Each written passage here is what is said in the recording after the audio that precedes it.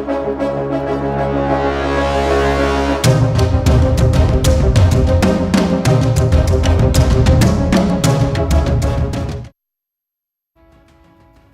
வெற்றி கழகத்தின் பக்கம் நகர்கிறதா அம்மா மக்கள் முன்னேற்ற கழகம்? டிடிவி தினகரனுடைய அரசியல் கணக்கு என்ன அப்படிங்கிறதா நம்ம பேச போறோம். பொங்கலுக்குள்ள அதிமுகவில் இருந்து எத்தனை பேர் தாவேகாவுக்கு வராங்க அப்படிங்கறது பொறுத்திருந்து பாருங்கள் அப்படின்னும் அம்மா மக்கள் முன்னேற்ற கழகத்தினுடைய பொதுச் செயலாளர் தினகரன், முன்னாள் முதலமைச்சர் ஓ பன்னீர்செல்வம் இவங்க எல்லாம் தாவேகாவில் கூட்டணியில் இடம் பெறுவார்கள், சேருவார்கள் அப்படின்னும் சொல்லியிருக்கிறது யார் தெரியுமா? அதிமுகவில் இருந்து விலக்கப்பட்டு தாவேகாவில் இணைந்து இன்னைக்கு ஒரு மிக முக்கிய பொறுப்பில் இருக்கக்கூடிய செங்கோட்டையன் சொல்லியிருக்கார். ஓபிஎஸ், டிடிவி, அதிமுகவில் இருந்து பல பேர் விரைவில் தாவேகா பக்கம் வரப்போறாங்க பாருங்க அப்படின்னு சொல்லியிருக்காரு. அதையொட்டி அமமுக பொதுக்குழு கூட்டம் நடந்து முடிந்தது. 2026 சட்டமன்ற தேர்தல் கூட்டணி தொடர்பாக முக்கியமான விஷயத்தை டிடிவி தினகரன் பகிர்ந்திருக்கார். இந்த பொதுக்கூட்டத்தில் கூட்டணி குறித்து அறிவிக்கிறேன்னு சொல்லிட்டு இருந்தார் போன மாதங்கள்லாம். இப்போ பொதுக்கூட்டம் முடிந்திருக்கிறது. ஆனால் ஒரு மிக முக்கியமான விஷயத்தை பகிர்ந்துக்க தவிர அதிகாரப்பூர்வமாக இவங்களோட தான் கூட்டணி அப்படின்னு சொல்லலை. இதன் மூலமாக அவர் பகிர்ந்த விஷயத்தின் மூலமாக பார்க்கும்போது தமிழக வெற்றி கழகத்தோட கை கோர்க்கிறதா அம்மா மக்கள் முன்னேற்ற கழகம் அப்படிங்கிற ஒரு கேள்விதான் எழுந்திருக்கிறது. 2026 தமிழக சட்டமன்ற தேர்தலுக்காக எந்த கூட்டணியிலும் இதுவரை கைகோர்க்காத அரசியல் கட்சிகள் குறித்து பல்வேறு கேள்விகள் எழுந்த வண்ணம் இருக்கிறது. அதே சமயம் தங்களுடைய நிலைப்பாடு தொடர்பாக மறைமுக சிக்னல்களையும் வெளிப்படுத்தி வராங்க.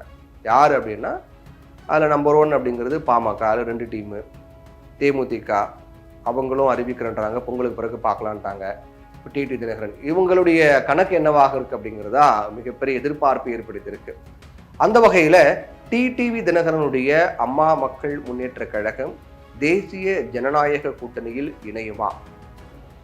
ஏன்னா அமித்ஷாவும் சொல்றாரு, எடப்பாடி பழனிசாமி சொல்றாரு, அதிமுக தலைமையில ஒரு மிகப்பெரிய கூட்டணி அமைய போகிறது விரைவில்றாங்க. இது வரைக்கும் கூட்டணி செய்யறதுக்காக வெயிட்டிங் லிஸ்ட்ல இருக்கிறது தேமுதிக, பாமக, டிடிவி தினகரன் தான். ஓபிஎஸ் கூட எடுத்துக்கோங்களேன். அப்போ ஓபிஎஸும் தினகரன் வருவாங்களா அப்படிங்கிற ஒரு கேள்வி. பாமக, தேமுதிக என்ன பண்ண போறாங்க கேள்வி. அப்ப இவங்கெல்லாம் சேர்ந்தா மட்டும்தான் எடப்பாடி பழனிசாமி சொல்லக்கூடிய பெரிய கூட்டணி.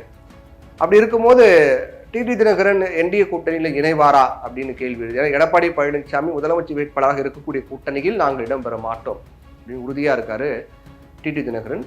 ஓபிஎஸும் அதை தான் சொல்லியிருக்காரு. இப்போ தாவேகாவுடன் கை கோர்க்குமா, என்டிஏயோட கை கோர்க்குமா, திமுக கூட்டணியுடன் இருக்குமா போன்ற பல கேள்விகளாக முன்வைக்கப்பட்டு வருது. டிடி தினகரன் கடந்த சில மாதங்களாக தாவேக தலைவர் விஜய் குறித்து நேர்மறையான விஷயங்கள் பகிர்ந்து வரார், ஒரு பாசிட்டிவா பேசிட்டு வராரு போது இந்த பேச்சுகள் மூலமா நம்ம ஓரளவுக்கு கணிக்கலாம், ஓகே அந்த சைடும் மூவ் பண்ணிட்டு இருக்காங்க அப்படின்னு. அந்த மாதிரியும் பார்க்கப்படுது.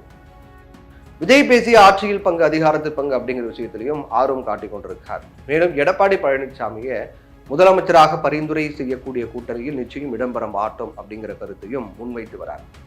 இதை உறுதி செய்யக்கூடிய வகையில மீண்டும் ஒரு முறை பேசியிருப்பதுதான் இங்க நோட் பண்ண வேண்டியதா இருக்கு. தஞ்சாவூர்ல அமமுக பொதுக்குழு கூட்டம் நடந்தது. இதுல பேசிய கட்சியுடைய பொதுச் செயலாளர் டிடிவி தினகரன், பெரியார், அண்ணா, எம்ஜிஆர் வழி வந்தவர்கள், புரட்சி தலைவி ஜெயலலிதாவே, அவர் சொல்லக்கூடிய விஷயங்கள் சொல்றேன், அவர் பேசுங்க அப்படியே சொல்றேன். பெரியார், அண்ணா, எம்ஜிஆர் வழி வந்தவர்கள், ஜெயலலிதாவை பின்பற்றக்கூடியவர்கள், நமக்கு சுயமரியாதை முக்கியம், அதை இழந்துவிட்டு எங்கும் செல்ல மாட்டோம். இந்த இயக்கத்தின் சிறப்பே அதுதான். கடந்த 8 ஆண்டுகளில் எத்தனையோ சோதனைகளை தாண்டி இங்கு வந்திருக்கின்றோம். வருகின்ற சட்டமன்ற தேர்தலில் உறுதியாக நாம் வெற்றி பெறப் போகின்றோம் அப்படிங்கிறதுல சந்தேகம் கிடையாது. தேர்தல் நேரத்தில் யார் நண்பன், யார் விரோதி, யார் துரோகி என்பதெல்லாம் கண்களுக்கு தெரியாது. தமிழகத்தில் எந்த ஆட்சி அமைந்தால் மக்களுக்கு நல்லதோ அதை செய்வோம். இதற்காக என் மீது நம்பிக்கை வைத்து எனக்கு அதிகாரத்தை வழங்கியிருக்கீங்க. அமமுக கௌரவமான இடங்களை பெற்று ஆட்சி அமைப்போம். புதிதாக அமையுள்ள ஆட்சியில் அமமுகவை சேர்ந்தவர்கள் உறுதியாக அமைச்சரவை இடம் பெறுவீர்கள் அப்படின்ற மாதிரிலாம் தொடர்ந்து பேசினாரு. 3000க்கும் மேற்பட்டோர் தேர்தலில் போட்டியிட விருப்பம் தெரிவித்து கோரிக்கையை வச்சிருக்கீங்க.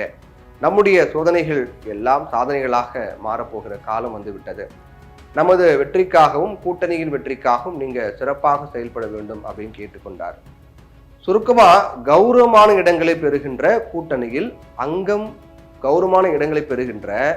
கூட்டணியில் அங்கம் வகிக்கின்ற, ஆட்சி அதிகாரத்தில் பங்கு வகிக்கின்ற கூட்டணிக்கு தான் செல்லவிருக்கின்றோம் அப்படின்னு தெரிவிச்சிட்டாரு. கிட்டத்தட்ட உறுதி ஆயிடுச்சு தாவேகா தான் அப்படிங்கிற மாதிரி. ஏன்னா இன்னைக்கு ஆட்சியில பங்கு, அதிகாரத்தில் பங்கு, கணிசமான தொகுதி கொடுப்போம் அப்படின்னு சொல்லக்கூடிய ஒரே கட்சி நீ தாவேகா தான். அப்போ அவங்க தாவேகா என்னெல்லாம் சொல்றாங்களோ அதை அப்படியே டிடி தினகரன் சொல்றாருன்னா தாவேகாவோட தான் அப்படிங்கிற ஒரு கணக்கு போறதுக்கான வாய்ப்பு சூழலை ஏற்படுத்தி கொடுத்துருக்கு. டிடிவி தினகரனுடைய இன்றைய இந்த பேச்சுல, அதாவது இப்போ பேசுனதுன்னா அந்த பொதுக்குழுல பேசின பேச்சு, இந்த பேச்சுல நடிகர் விஜயனுடைய தாவேகாவுடன் கூட்டணி அமைத்து போட்டியிடுவதற்கு வாய்ப்பு அதிகமாக இருப்பதாக தான் பார்க்கப்படுது. ஏன்னா ஏற்கனவே சொன்ன மாதிரி விஜய் மட்டும்தான் ஆட்சியில் பங்கு அப்படிங்கிறத விக்கிரவாண்டி தாவேகா மாநாட்டில் தெரிவித்தாரு. திராவிட கட்சிகள் எதுவும் அப்படியான வாக்குறுதி கொடுக்கல. அதோட துரோகி அப்படின்னு டிடிவி தினகரன் சொல்லி வருவது எடப்பாடி பழனிசாமியே தான். ஆனா தேர்தலில் துரோகியை பார்க்க மாட்டேன், மக்கள் நலனை தான் பார்ப்பேன் அப்படின்னு சூசகமாக இன்னொரு விஷயத்தையும் முன் வச்சிருக்காரு. துரோகியை பார்க்கணும், மக்களை தான் பார்ப்பேன். அப்போ அதிமுகவுக்கும் போறதுக்கான வாய்ப்பு, என்டிஏக்குள்ள போறதுக்கான வாய்ப்பு இருக்கான்னு ஒரு கேள்வி இருக்கு. அதனால கடைசி நேரத்தில் சமாதானம் ஏற்பட்டு தேசிய ஜனநாயக கூட்டணியில் இணைவாரா அப்படிங்கிற கேள்வியும் முன்வைக்க வேண்டியதாக இருக்குது. 2 ஆப்ஷன் அப்போ என்டிஏ ஒன்று, ஃபர்ஸ்ட் தாவேகா, செகண்ட் என்டிஏ என்ன பண்ண போறாரு பொறுத்து பார்க்கலாம்.